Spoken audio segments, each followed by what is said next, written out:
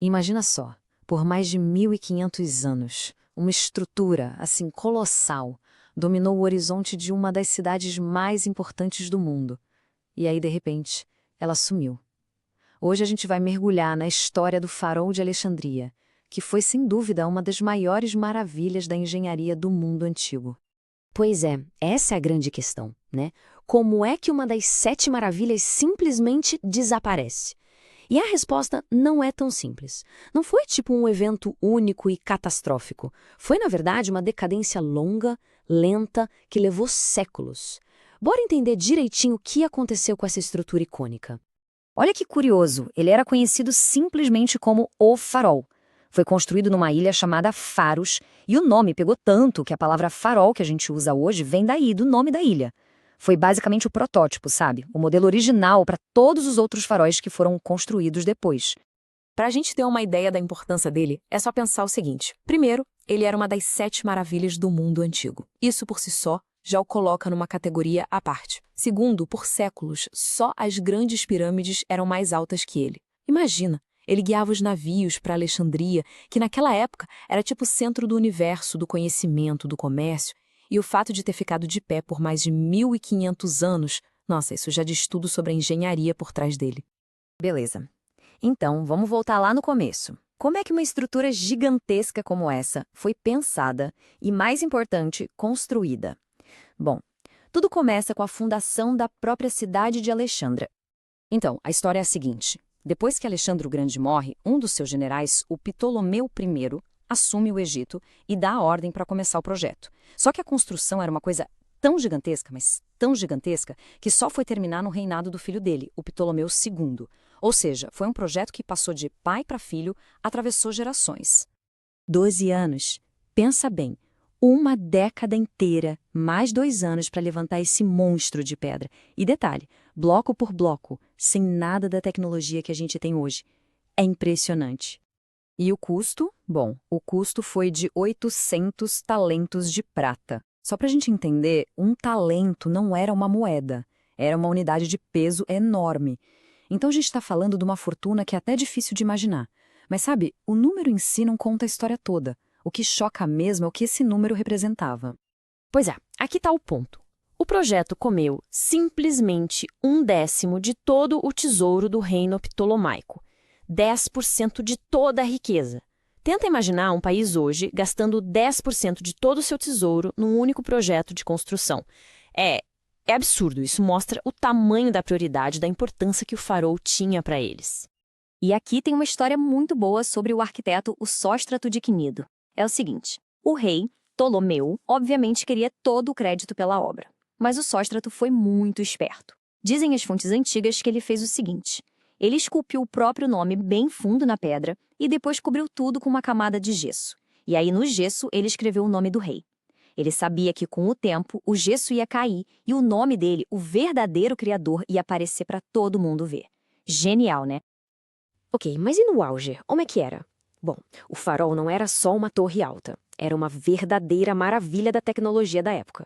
Vamos ver como é que essa engenhoca toda funcionava. Ele chegava a ter 137 metros de altura. Para se ter uma noção, é mais ou menos a altura de um prédio de 45 andares. Era, sem dúvida, uma das estruturas mais altas do planeta na época. E a luz dele guiava os marinheiros em segurança para o porto super movimentado de Alexandria. A gente sabe como ele era, principalmente por causa das descrições de viajantes árabes, que, por sinal, são bem parecidas umas com as outras. A estrutura era dividida em 3 partes.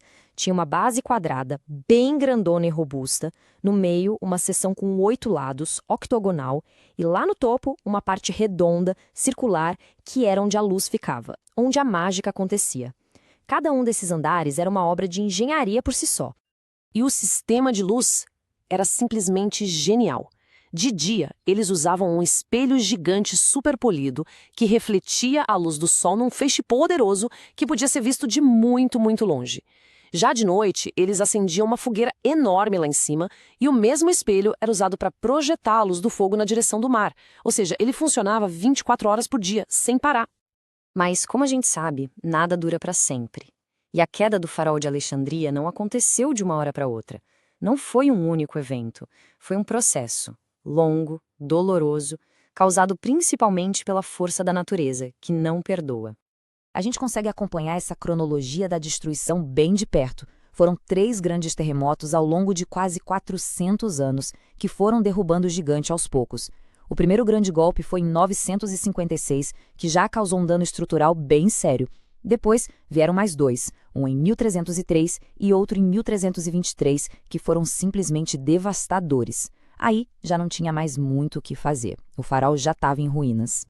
E aí, em 1480, veio o ponto final. O sultão do Egito da época, chamado Qaitbay, pegou as pedras que ainda restavam do farol em ruínas e usou tudo para construir uma fortaleza, bem ali, no mesmo lugar.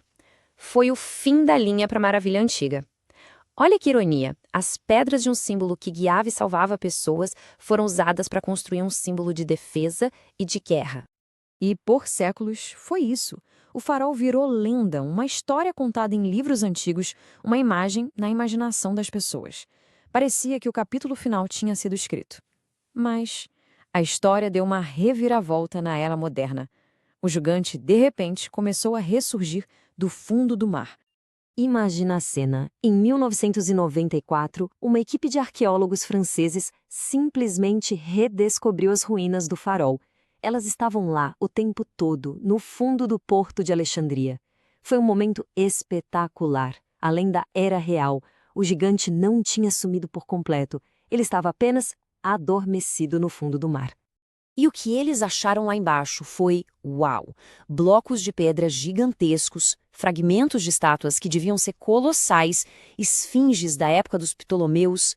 Cada peça que saía da água era mais uma confirmação, mais uma prova da grandeza daquela construção lendária. Hoje em dia, aquele local é um tesouro arqueológico protegido. Existem planos bem sérios para transformar tudo num museu subaquático, o que seria único no mundo. E a Unesco já está de olho, considerando colocar o local na sua lista de patrimônio da humanidade. Isso tudo leva a gente para uma pergunta final que fica no ar: o que fazer com esse legado incrível? Será que a gente deveria tentar reconstruir o farol, trazer de volta aquele ícone para o horizonte de Alexandria?